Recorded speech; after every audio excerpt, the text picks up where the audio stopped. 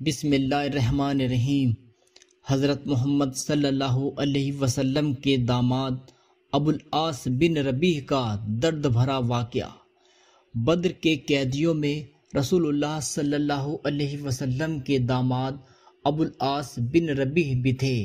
حضرت صلی اللہ علیہ وسلم کی صاحبزادی حضرت زینب رضی اللہ تعالی عنہا، جو حضرت خدیجۃ الکبریٰ رضی اللہ تعالی عنہا کی صاحبزادی تھی، ابو العاص کی بیوی تھی۔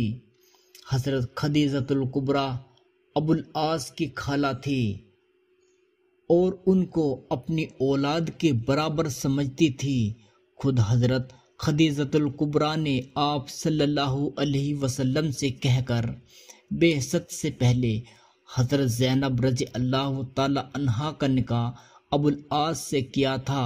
ابو العاص مالدار اور امانت دار بڑے تاجر تھے۔ بعثت کے بعد حضرت خدیجۃ الکبریٰ اور آپ صلی اللہ علیہ وسلم کی سب صاحبزادیاں ایمان لائی، مگر ابو العاص شرک پر قائم رہے۔ قریش نے ابو العاص پر بہت زور دیا کہ ابو لہب کے بیٹوں کی طرح تم بھی محمد صلی اللہ علیہ وسلم کی بیٹی کو طلاق دے دو، جہاں چاہو گے وہاں تمہارا نکاح کر دیں گے۔ لیکن ابو العاص نے صاف انکار کر دیا اور کہہ دیا کہ زینب جیسی شریف عورت کے مقابلے میں دنیا کی کسی عورت کو میں پسند نہیں کرتا۔ جب قریش جنگ بدر کے لیے روانہ ہوئے تو ابو العاص بھی ان کے ساتھ تھے اور لوگوں کے ساتھ آپ بھی گرفتار ہوئے۔ اہل مکہ نے جب اپنے اپنے قیدیوں کو فدیہ روانہ کیا تو حضرت زینب رضی اللہ تعالی عنہا نے اپنے شوہر ابو العاص کے فدیے میں اپنا وہ ہار بھیجا جو حضرت خدیجہ رضی اللہ تعالی عنہا نے شادی کے وقت انہیں دیا تھا۔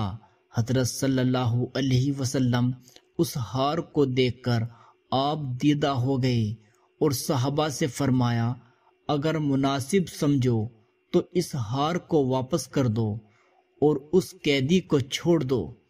اسی وقت تسلیم اور انقیاد کی گردنیں جھک گئی، قیدی بھی آزاد کر دیا گیا اور ہار بھی واپس ہو گیا۔ مگر رسول اللہ صلی اللہ علیہ وسلم نے ابو العاص سے یہ وعدہ لے لیا کہ مکہ پہنچ کر زینب کو مدینہ بھیج دے۔ ابو العاص نے مکہ پہنچ کر زینب رضی اللہ تعالی عنہا کو مدینہ جانے کی اجازت دے دی اور اپنے بھائی کنانہ بن ربیع کے ساتھ روانہ کیا۔ کنانہ نے ٹھیک دوپہر کے وقت حضرت زینب رضی اللہ تعالی عنہا کو اونٹ پر سوار کیا اور ہاتھ میں تیر کمان لی اور روانہ ہوئے۔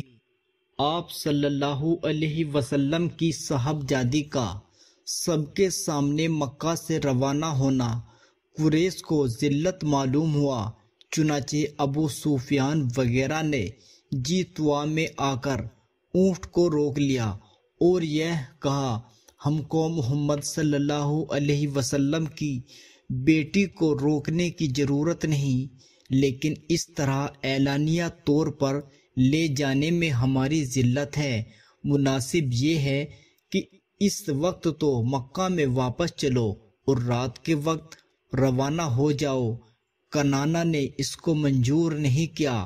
ابو سفیان سے پہلے حبار بن اسود نے، جو بعد میں چل کر مسلمان ہوئے، جا کر اونٹ روکا اور زینب رضی اللہ تعالی عنہا کو ڈرایا۔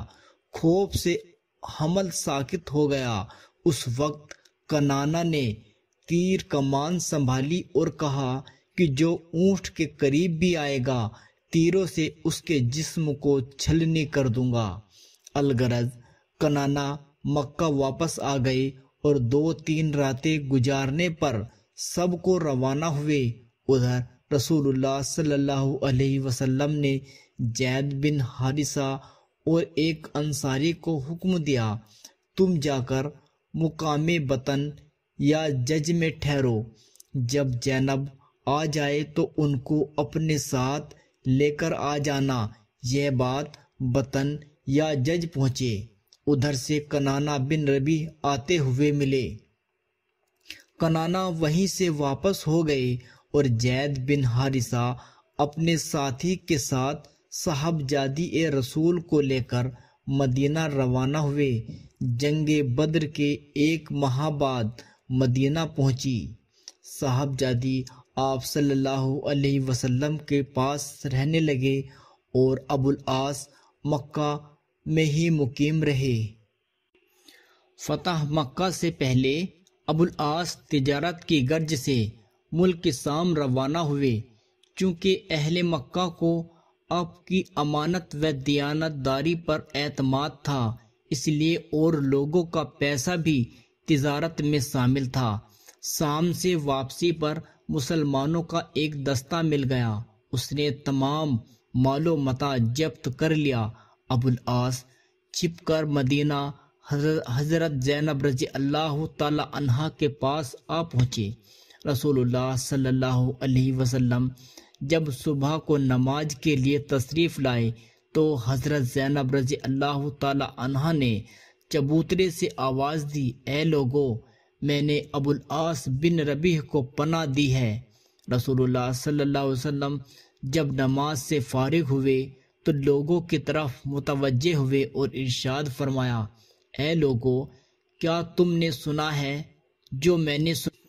آپ صلی اللہ علیہ وسلم نے فرمایا، قسم ہے اس ذات پاک کی محمد کی جان جس کے ہاتھ میں ہے، مجھ کو اس کا بالکل علم نہیں جو اور اس وقت تم نے سنا، وہی میں نے تحقیق خوب سمجھ لو کہ مسلمانوں میں ادنا سے ادنا اور کمتر سے کمتر بھی پناہ دے سکتا ہے۔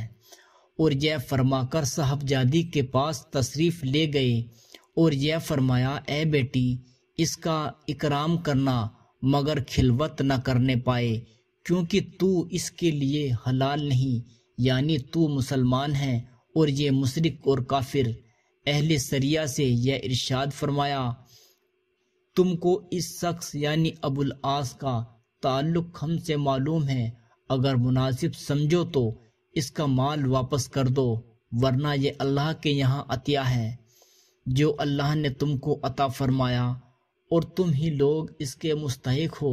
یہ سنتے ہی صحابہ کرام رضی اللہ تعالی عنہ نے تمام مال واپس کر دیا۔ کوئی ڈول لے کر آتا تو کوئی رسی، کوئی لوٹا تو کوئی چمڑے کا ٹکڑا، غرض یہ کہ تمام مال ذرہ ذرہ کر کے واپس کر دیا۔ ابوالعاص کل ملا کر وہ مال لے کر مکہ روانہ ہوئے۔ جس کا حصہ تھا وہ حصہ پورا کیا۔ جب سرکہ کے حصہ دے چکے تو یہ فرمایا، اے قریش کے لوگوں، کیا کسی کا مال میرے ذمے رہ گیا ہے جو اس نے وصول نہ کیا ہو؟ قریش نے کہا، بس اللہ آپ کو جزائے خیر دے، تحقیق ہم نے تم کو وفادار اور صریح پایا۔ اور کہا، میں گواہی دیتا ہوں کہ اللہ کے سوا کوئی معبود نہیں اور بے شک محمد صلی اللہ علیہ وسلم اللہ کے بندے اور اس کے رسول ہیں۔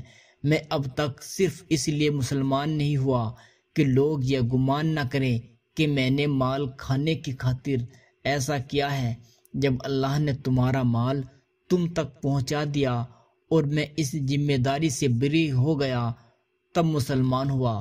اس کے بعد ابوالعاص رضی اللہ تعالی عنہ مکہ سے مدینہ چلے آئے اور رسول اللہ صلی اللہ علیہ وسلم سے پھر حضرت زینب رضی اللہ تعالی عنہ کو آپ کی زوجیت میں دے دیا۔